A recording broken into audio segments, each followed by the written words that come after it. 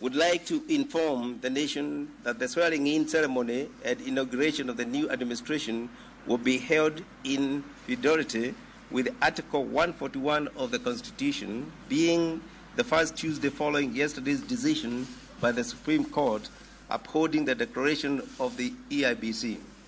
That date is Tuesday, 13th September 2022, and the ceremonies shall be held at Moi International Stadium, Kasarani. The date of the swearing-in will be a public holiday of general observance throughout the territory of the Republic of Kenya. The formal Gazette notices will be issued later in the week. The process of the swearing-in event and the inauguration ceremony are elaborately set out under both the Constitution and the statute law. The President-elect shall take the oath of office as administered by the Chief Registrar of the Judiciary before Her Ladyship, the Chief Justice. As per the law, this must take place any time between the hours 10 a.m. and 2 p.m. Thereafter, the President-elect will also be sworn in. The Deputy President-elect will be sworn in.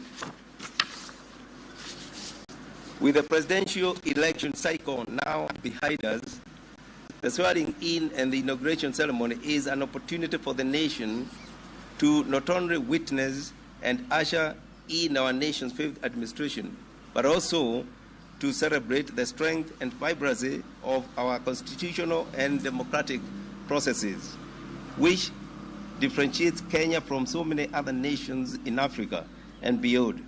For that reason, the eyes of Africa and indeed the rest of the world will be on Kenya on that day. In that regard, all Kenyans are invited to be part of this historic event.